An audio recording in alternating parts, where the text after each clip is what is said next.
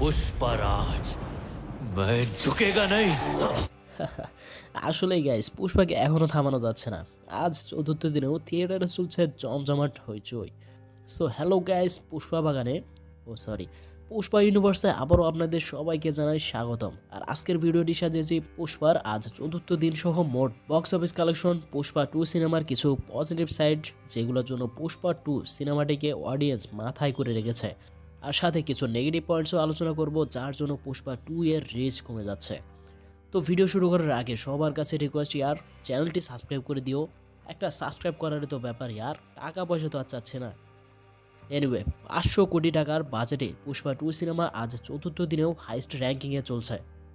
সিনেমাটির first day world wide collection ছিল 294 কোটি, যা আজ চতুর্থ দিনে 800 কোটি টাকা ক্রস করেছে। যেহেতু সিনেমাটি বক্স অফিস 2024-এর বিগেস্ট ব্লকবাস্টার হিট ফিল্ম হতে চলেছে, তো সিনেমাটির ব্যাপারে পজিটিভ আর নেগেটিভ সাইড নিয়ে কথা না বললে কীভাবে চলে। So first of all good side. দেখো ইয়ার, সিনেমাটির অডিয়েন্স ধরে রাখার প্রথম পয়েন্টই হচ্ছে আল্লু অর্জুন।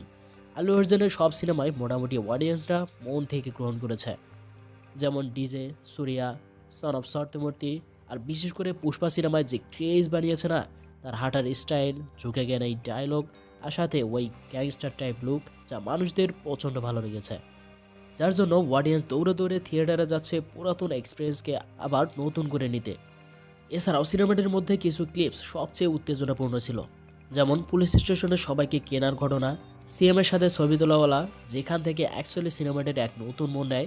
তারপর ভাওয়ার সিংকে সরি বলে যাওয়ার পর আবার ঘুরে এসে যে স্ট্রাইক দিয়েছিল ওটা, পুষ্পার কালিওয়ালা লুক, আর লাস্টে হাত পা বাঁধা অবস্থায় জম্বির মতো মুখ দিয়ে যা ফাইট দিয়েছিল না guys, hands up, just too good. আর সাথে emotional connection and family respect and caring অডিয়েন্সদের মনে আবার নতুন করে ভালোবাসা জাগিয়েছে। Okay, so let's talk about negative points. দেখো গাইস, সিনেমা তো প্রচণ্ড ভালো ছিল জানোই, বাট পুষ্পার ফার্স্ট ইন্ট্রোতে যখন সে জাপানে ছিল আর ফাইট করছিল আর গুলি লাগে আর সেখানে পানিতে পড়ে যায়, এই সিনটার কানেকশন সম্পূর্ণ সিনেমায় আমি কোথাও পাইনি, যার জন্য মনে একটু ঘাটতি রয়ে গেছে। যে অ্যাকচুয়ালি পুষ্পার জাপানে গেল ভালো কথা, লড়াই করলো তাও ভালো কথা, বাট কেন ইয়ার, কেন, কী কারণে, এটা জাস্ট এখনও বোঝার বাহিরে।